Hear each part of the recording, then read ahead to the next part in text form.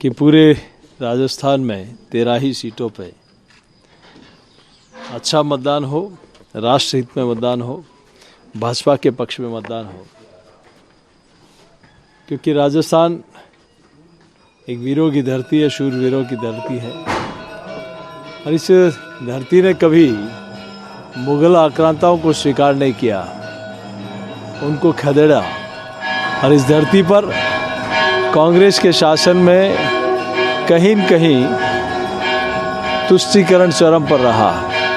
तो ये धरती चित्तौड़ का किला तो ऐसा है जो भगवा पताका के लिए, सनातन के लिए पूरे देश दुनिया में जाना चाहता है।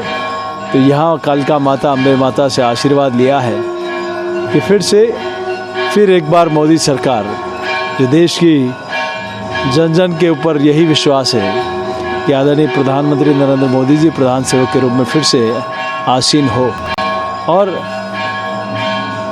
राजस्थान में प्रचंड बहुमत के साथ 25 के 25 कमल खिले। जोशी जी, आपका एक बयान जो आपने पिछले दिनों दिया था कि मोदी सरकार तीसरी बार आती है तो कहीं ना कहीं जो देश में बाबर का बच्चा भी जय श्री राम बोलेगा। अलवर में इसके खिलाफ पुलिस में शिकायत हुई है और समुदाय विशेष के लोगों ने आपके खिलाफ प्रदर्शन भी किया। किस तरह नहीं आती है तो नहीं, आ रही है। तीसरी बार देश की जनता ने तय कर लिया कि फिर एक बार मोदी सरकार, और 100%, क्योंकि मोदी जी के मुकाबले जो काम इन 10 वर्षों में किया है वो 60 सालों में और कोई नहीं कर पाया। दूर दूर तक मोदी जी के कोई नहीं है। तो ऐसे में तीसरी बार मोदी जी की सरकार फिर से बन रही है और हम तो रामराज्य की कल्पना करने वाले हैं। रामराज्य 10 राज्यों में 10 सालों में देखा है देश की जनता ने कि कैसे हर व्यक्ति को सुविधा मिले, हर व्यक्ति का कल्याण हो, सशक्तिकरण हो, समृद्धिकरण हो। इस दिशा में सरकार ने बहुत काम किया है और जो काम 500 वर्षों से नहीं हो पाया वो भी मोदी सरकार में हुआ है। तो ऐसे में जय श्री राम तो जन जन के मन में विराजे हैं। तो ऐसे में हर व्यक्ति जय श्री राम का नारा बोले।